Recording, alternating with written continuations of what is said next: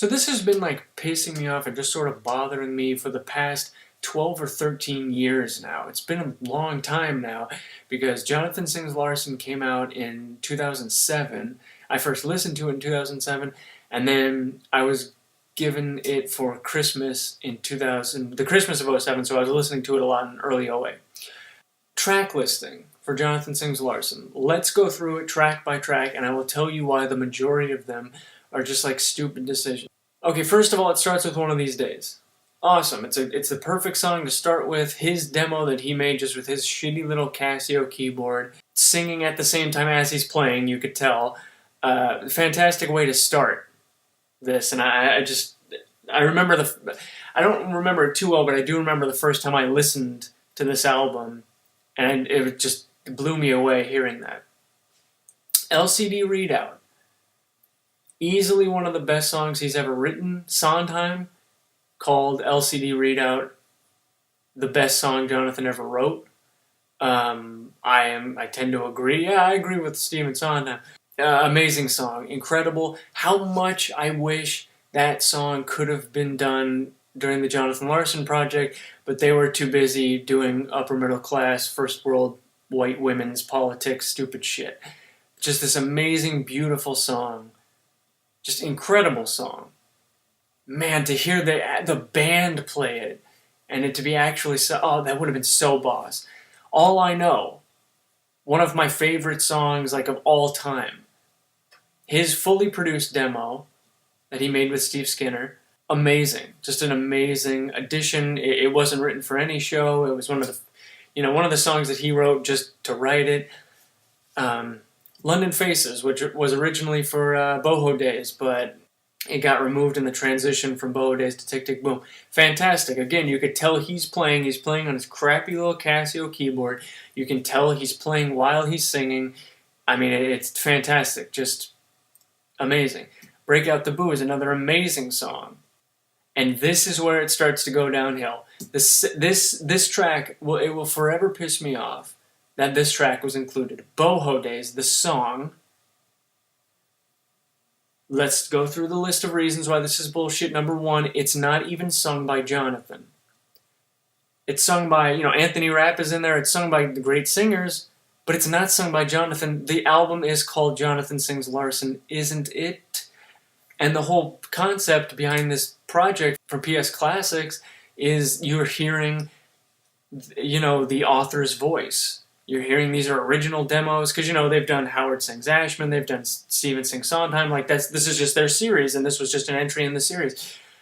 The whole idea is you're hearing their demos, they're singing it, they're playing it from the author's mouth. What the fuck is the point of this? Okay, so it's not sung by Jonathan. It was recorded 10 years after Jonathan died. Jonathan died in 1996. This recording was recorded in 2006. Jonathan was 10 years dead at that point. It was recorded. Now it's kind of neat because it was recorded to sort as at this thing to sort of celebrate the creation of the Jonathan Larson collection at the Library of Congress. His family, his estate, giving all of his papers and recordings and demos and all that shit to the Library of Congress and gifting it to them in the creation of the Jonathan Larson collection. Now that's really neat. Couldn't it be a bonus track or something? It's not even sung by Jonathan. The album's called Jonathan Sings Larson. The next reason why this is bullshit, and this is the biggest one of all, there already is a recording of Jonathan singing Boho Days that had been released like 6 years before Jonathan Sings Larson came out. The original cast off-Broadway recording of Tick Tick Boom that came out in 2001 had Jonathan's demo of Boho Days with him singing. So fucking diagram that, walk through this with me. There already exists his demo with him singing of this fucking song, and then you release it again on Jonathan Sings Larson with someone else singing 10 years after. I'll never wrap my head around that shit. Then Therapy. Now, the thing about this is Therapy, See Her Smile, but they aren't demos, though. They're live recordings of him performing the show, which is great. Again, like, don't get me wrong, it's amazing to have these recordings, but, you know, and it is awesome to have them in his voice. It's amazing to listen to Boho Days or Tick Tick Boom when he was doing it, and when he says I in the script, he actually means him, you know what I mean? The full weight of Tick Tick Boom really hit me the first time I heard his demo for the song Why, and when he said, like, when I was 16, you know, I'm 29, and it just, like, hit me like, oh my god, he's talking about the actual I. It's not some actor saying I, and we know he's talking about Jonathan writing it, blah, blah, blah. No, really, he means I, you know? And it just really hit me all of a sudden. And it is cool to hear that, but at the same time, they're not demos. And, like, I don't know.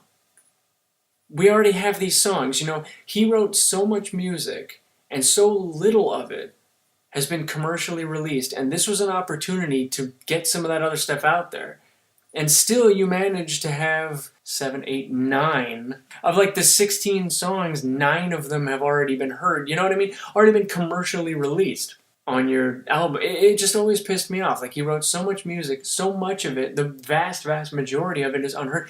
He's a Pulitzer Prize winner. He won the Pulitzer Drama Prize, and 85% of his work is totally unresearched and unexplored and unreleased in every single fashion. And I get that so much of it is incomplete because he's fucking dead, but still, like, that blows my mind. He won the Pulitzer for drama, and 85% of his work is completely unstudied.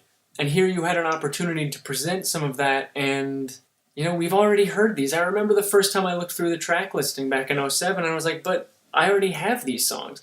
Don't get me wrong, it's amazing to have recordings of him playing and him singing, but at the same time, I want to hear the stuff that hasn't been commercially released, you know what I mean? So Therapy is See Her Smile. They're nice. The recording of See Her Smile is very nice. And okay, Find the Key. Now that's a song that we had never heard before. It was in Boho Days. It was not in Tick Tick Boom, the 3-actor version, that is. And even in the liner notes, however, they say, like, the only recording of him singing it was this pretty crappy recording where you could hear people's dinner plates and stuff like that and whatever else. It's not the best recording, but still. Then Louder Than Words, which again, it's just him singing it, and it's the same exact song, you know, which is nice, but, like, we already have it, you know? Then it goes on to Rent Stuff, intro, tune-up 1. The most interesting part of this is hearing him say Rent by Jonathan Larson. But other than that, I mean, like, I get it's the transition to Rent, but okay. His demo of one song, Glory on Here, is amazing. Again, it's amazing to have, and I get that that's sort of the idea of, like, it being their demos. But again, with Jonathan, that's an exception to the rule because 85% of his work has never been heard. Then Valentine's Day, which is another unheard song, one of Jonathan's favorite songs that he ever wrote. He was sure that that song was going to be a hit, and he tried to fit it into every project he worked on. It was written for Prostate of the Union, which was a cabaret at Adelphi. He tried to put it in another project that fell through. Then he also tried to put it in Rent. Now, this version that is on this album is a bit weird because it's never really been revealed, like, what the situation is with this, because, you know, it was written for Prostate of the Union. It was performed in Prostate of the Union. This isn't from that. Then he tried it with another project again. This isn't from that, and he then tried it in Rent. And this isn't that demo either. That demo is the best one. This one's sort of weird. It's never been released who's accompanying him. There's a guitar player. It's bizarre. I don't know if there are any recordings of him singing all the words, but the best version of this song is the one that was in Rent. That's the best version, even though, strangely, and I can't imagine why, he changed it to B flat. It was in G, and then for the Rent version he changed it to B flat.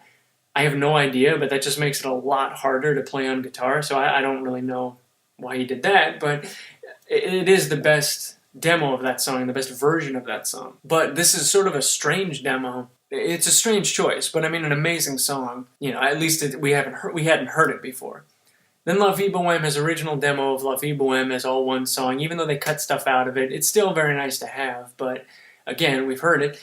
His demo of Seasons of Love is amazing. And the finale B, I could never, like, just because it's the last song, like, I feel like they could have done better. There was no song from Superbia or, 1984, Half Empty House. Like, there are so many, like, oh, it's the end, put the finale song in there. And again, it's amazing to have his demo, but it's like, this is my whole point. Like, I mean, we could hear his demo and his voice and his singing with the song we've never heard before. And it just kind of feels like a waste. That being said, I mean, Jonathan Sings Larson was an amazing thing. It was such a gift, especially at the time in '07. I mean, but I mean, that's just been bothering me since 2007. Most of that we'd heard before, with some exceptions at the beginning of the album. I listened to the beginning of this a lot. They said during an interview, the two of them, the two guys who worked on it, hinted, kind of teased that they might make a second Jonathan Sings Larson, a second volume, which they never did. I always was like, oh shit, that'd be so boss. They never did. Maybe they will now, because this year and last year apparently, or suddenly they're talking about him a lot again. But that's just been bothering me for so long. That bothered me in 2007. I don't know. I just thought I'd point that out 13 years later.